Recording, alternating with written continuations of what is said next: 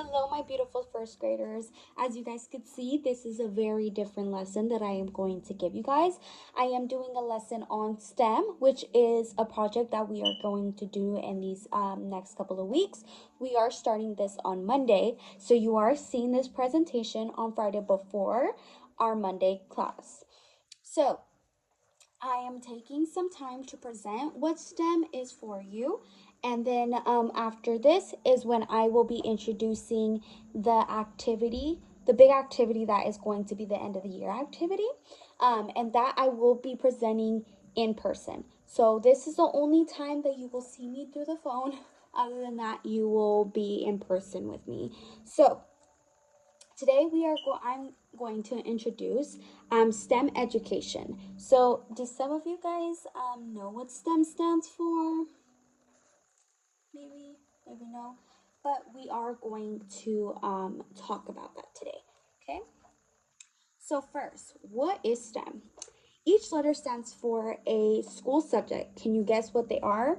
Think about it.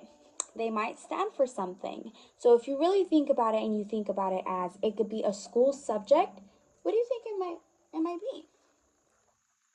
Oops, sorry. Let me go for it. S stands for science, yes. Science lets us be curious about the world around us. We can explore our questions about how and why things happen through science. So, when we start thinking about science, we really realize that what created science or what really does science stand for? If you do not know what science stands for, you probably might have these questions. So I'm going to give you guys examples of each. I'm going to explain what each letter stands for, and then I'm going to kind of, like play in your head a little bit, see if we are understanding what we are talking about, okay?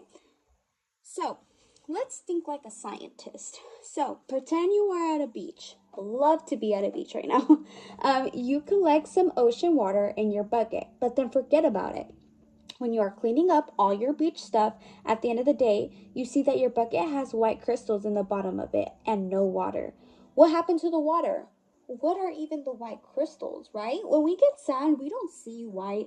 You might see a little bit of white in your sand, but we never think about it as what really is it, right? So, the heat of the sun helped the water evaporate, right? Which is something that we have learned about.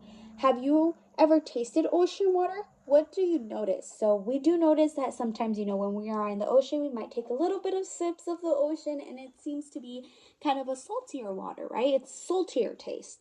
So, ocean water contains salt. When the water evaporates, it leaves behind the salt. So this is why the bucket has white crystals. So the white crystals signify the salt. So that's what the salt is, where it comes from. It comes from our sand. Why? That's the reason why our water is salty. Okay. S lets us ask questions. Science let us ask questions, test our questions by experimenting, right? We see a lot of that, and write down what we find out. Next up, T stands for technology. So technology lets us use our knowledge to discover new tools and devices. This is a big one. We love technology. We use technology. I'm using technology right now to understand, to get to you and to make you, understand this lesson. So we use technology on our everyday basis. Like that is just our go-to. That's what we do. So yes, T stands for technology and STEM. So examples of some technologies. These are some examples that you guys might see and might love. So ice cream machine, my favorite, an electric scooter, and a VR headset, right? We love VR headsets. We love to play with them and wear them. So let's think of some technology, some future technology that we could possibly have. What are some inventions or tools you think we'll have in the future? How will this new technology help us? Maybe, I don't know, we could have technology where now someone could do our homework, like we don't know what it could possibly be like. So technology lets us make a complex task more simple, explores information, and invents tools to improve our lives, right? So there's a bunch of technology now. Like there's technology when you go to a restaurant to order, you probably don't have to order by a waitress anymore because we have technology that helps us make our life a little bit easier.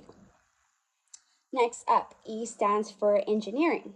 Engineers design and create everything from buildings to computers to computer apps, right? They want to know how and why thing works. So, for example, these apps right here where I could use this presentation, right? We use this on a daily basis, and this is what we see from engineering. So let's think like an engineer, right? So what materials would you use to build a bridge over this space? What would the bridge look like? So we could use metals, we could use a ladder, we could use a bunch of stuff. So like what do you think would be your ideal bridge? Like what do you think would make you, go across, right? So engineering lets us solve problems, innovate, and then find out how things work.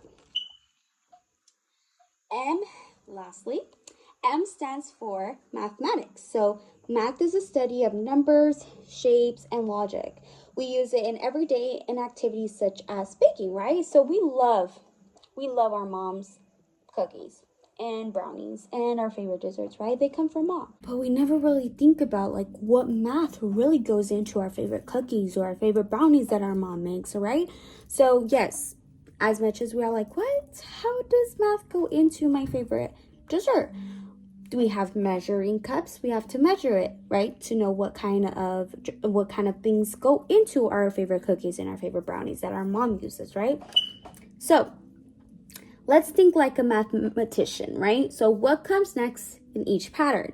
So we have seen these patterns in our classroom before, right? So we square, circle, triangle, square, circle, triangle, square, circle, triangle, right? That's our pattern. So we definitely use patterns when it comes to when we learn about math, right? That's one of the first things that we tend to do. So the same thing here, when you start mixing it a little bit more, it might be a little bit more complex, but you are definitely using math while doing it, right? So you have square, triangle, triangle, square, triangle, triangle, square, triangle, triangle, right? Now here, it might get a little confusing because you see the different shades of circles and you're like, what is even going on, right? So we have blue circle, teal circle, red circle, pink circle. Blue circle, teal circle, red circle, pink circle. Blue circle, teal circle, right? So that's what patterns are in math. So mathematics lets us understand patterns, it explains data, and it helps us think logically, right? So yeah, we need to know where our data comes from, but in order to get there, you need to know the mathematic part of it, right? In STEM. So that's all of STEM. That's everything that stands, what every letter in STEM stands for. And the reason why I am explaining what STEM is because in the next couple of weeks, we will be doing a huge activity, and we are using STEM while doing it. So now that we have a better understanding of what STEM really is, I am going to have you guys go into your groups that you guys already seated in, and I am going to pass out a worksheet. In this worksheet, you will see that it says, build your own garden. You might not understand that yet, but what we're going to do is I'm going to have you guys fill that out, okay? So draw your favorite, what you think a garden it needs to look like. But let's think a little bit more like STEM. So if we know, S stands for science, T stands for technology, E stands for engineering, and M stands for math.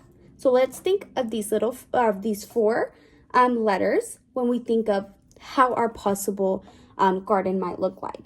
So I am going to now let you guys go. You guys are going to fill out the worksheet. When you are done filling out the worksheet, you will be turning it back into me. The reason for that is because we are going to build our own garden. But this time it's going to be a community garden, which means everyone in our community is going to have access to this. So we need to have a really nice garden, including STEM. So we can show them our understanding of STEM as well as also helping our community, okay? So worksheet, do your garden, return it, and then we are going to continue the next week with our community garden.